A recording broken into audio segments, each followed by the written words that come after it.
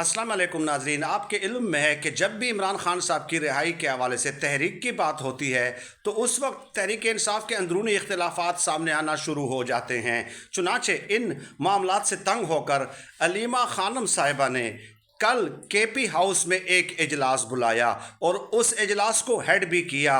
अब उस इजलास में जो है ये जारी रहा तकरीबन दोपहर से लेकर रात को 3 बजे तक, 12, साढ़े 12 और 13 घंटे ये इजलास जो है वो जारी रहा और रात 3 बजे एक फ़ैसला हुआ, वो मैं आपको आज की इस वीडियो में बताता हूँ। लेकिन इस इजलास में अलीमा खानम साहिबा थी, अली अमीन गंडापुर साहब थे, साहिबजादा हामिद रज़ा साहब थे, अल्लामा राजा नासिर अब्बास साहब थे, असद कैसर साहब थे, बैरिस्टर गौहर साहब थे, शेख वकास अकरम साहब थे, हलीम आदिल शेख साहब थे और इसके अलावा जो सलमान सफदर साहब लीगल मामलात के हवाले से ब्रीफिंग देने के लिए वो भी मौजूद थे। अब मैं आपको बताऊं, अलीमा खान और गंडापुर के दरमियान मामलात इस हद तक पहुंच गए थे कि नंबर्स तक ब्लॉक हो गए थे, यहाँ तक मामलात जो है वो पहुंच गए थे।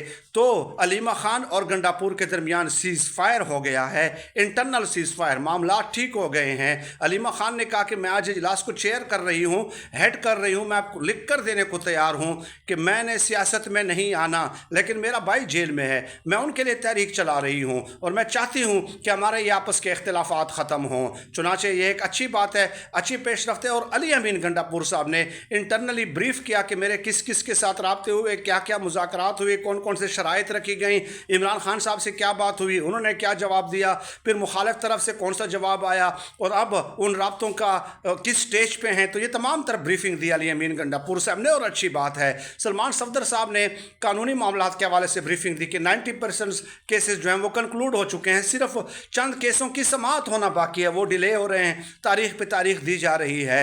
तो अब ये चीज़ बड़ी अच्छी पेशरफ्त है, बहुत सारी बातें उसमें हुई। अली अमीन गंडापुर अलीमा खानम का जो है वो सीज़ फायर हुआ, पूरी की पूरी सीनियर क़यादत को एतमाद में लिया गया। 13 से 14 लोग टोटल जो है वो तहरीक इंसाफ के जो टॉप सीनियर लीडरशिप है वो उसमें मौजूद थी।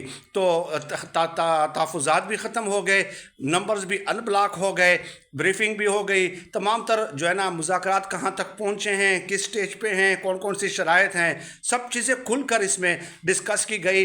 और सीनियर लीडरशिप को इसलिए बुलाया गया क्योंकि मुखालिफ तरफ से ये कहा जाता है जिनके साथ मुज़ाकरात हो रहे हैं कि आप कोई सीनियर बंदा लाएं, सीनियर बंदा जो है ना, जो संजीदा हों, जो मामलात को समझते हों। तो इसलिए तमाम सीनियर लीडरशिप को लाया गया। लेट अस सी इसका क्या इम्पैक्ट होता है। लेकिन रात 3 बजे केपी हाउस में ये फैसला हुआ कि अब दोबारा हमारे दरमियान जो है इख्तिलाफात नहीं होंगे। लेट अस सी कि तहरीक कब शुरू होती है और इसका इम्पैक्ट कौन सा बरामद होता है।